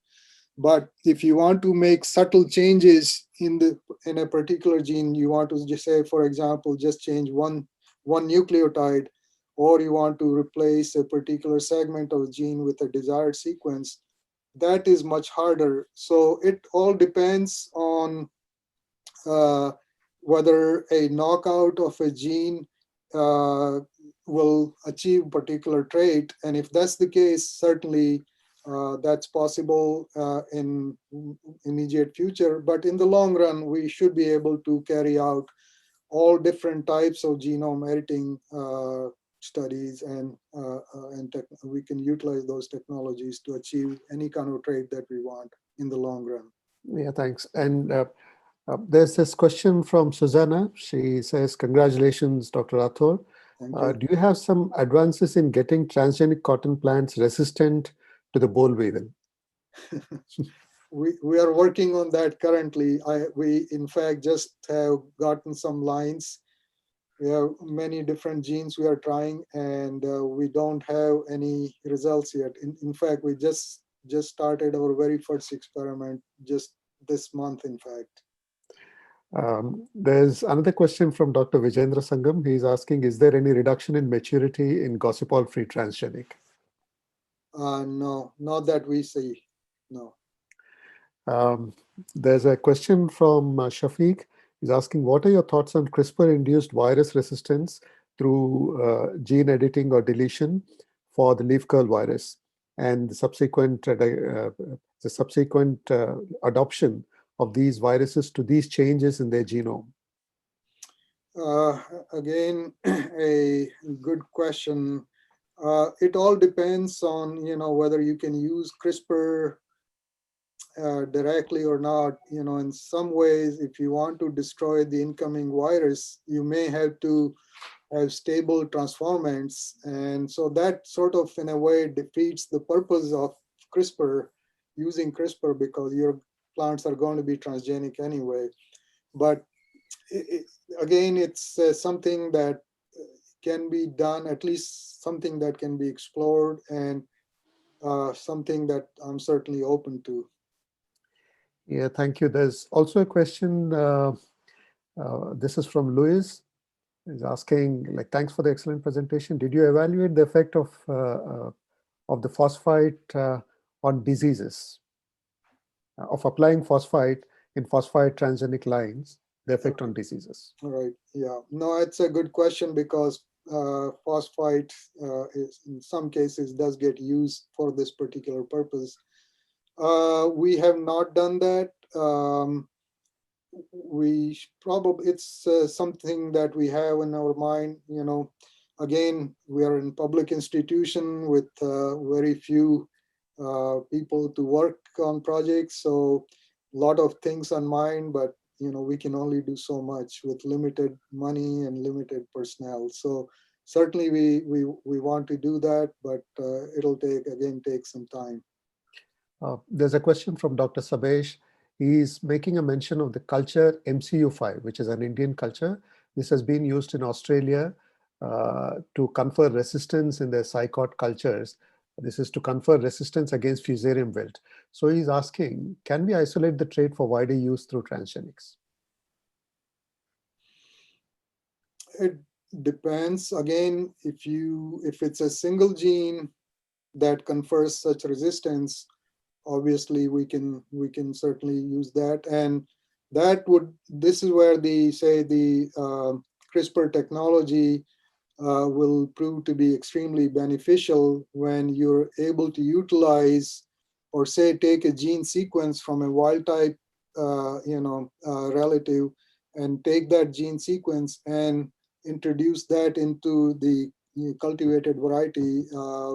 So that is certainly a goal, and I think in the next maybe 10, 15 years, that sort of technology should be possible, as long as we know what gene is responsible for this kind of trait. Thank you. In fact, questions are continuing to come in, but I think we have time just a couple of them. So I'll call it the last but one question. This is from Dr. Dharminder Pathak. He's asking, are the ultra-low Gossipol transgenic lines in the coca background or also in the commercial varieties? We are doing that. In fact, we are transferring this trait to some couple of commercial varieties, as well as some varieties that were developed by our own breeders, cotton breeders here at Texas A&M.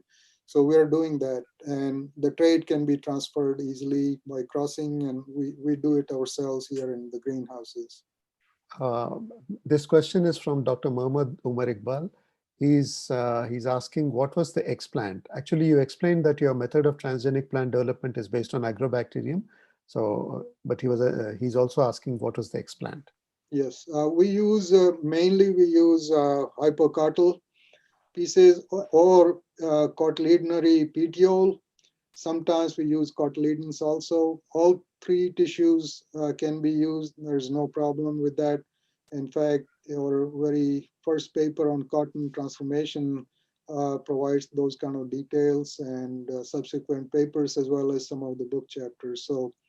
So there is no problem in terms of which explant you can use. Different labs prefer different explants, and in my lab, again, different people prefer different explants. So the main person who has been working, she prefers the cotyledonary petiole. Okay.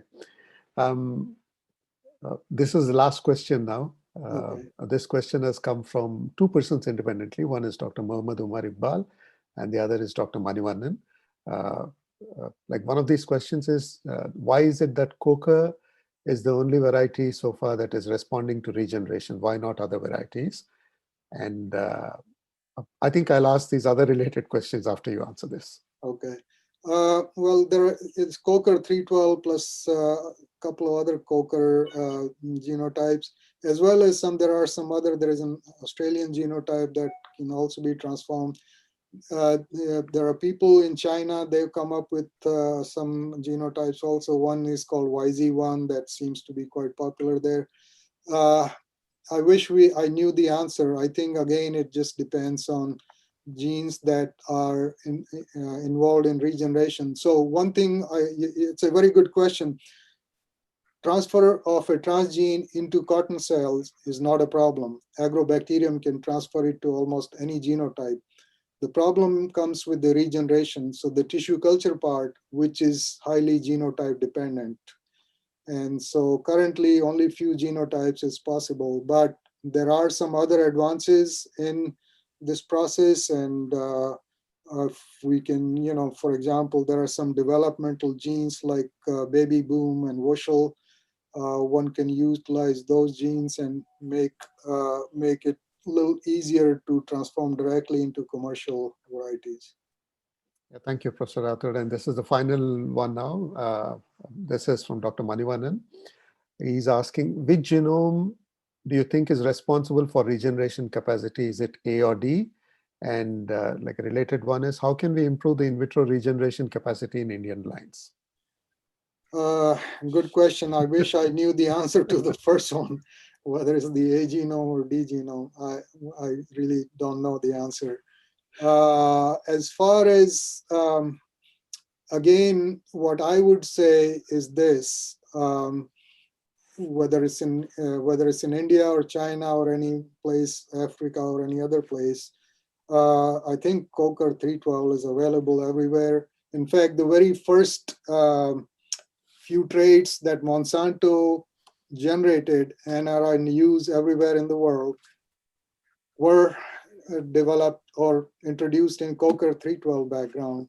And you just rely on breeders to put that trait into their variety or of interest, and you just it's rather than kind of worrying about how can I take my variety and directly be able to transform that.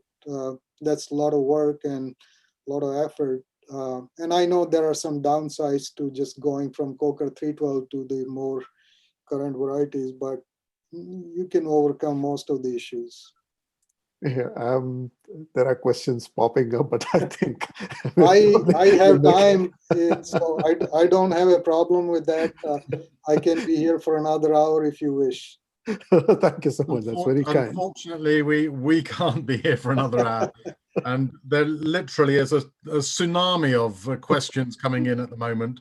But the good news is that we have captured those questions, and we'll look at how we can get answers to the people who've asked them.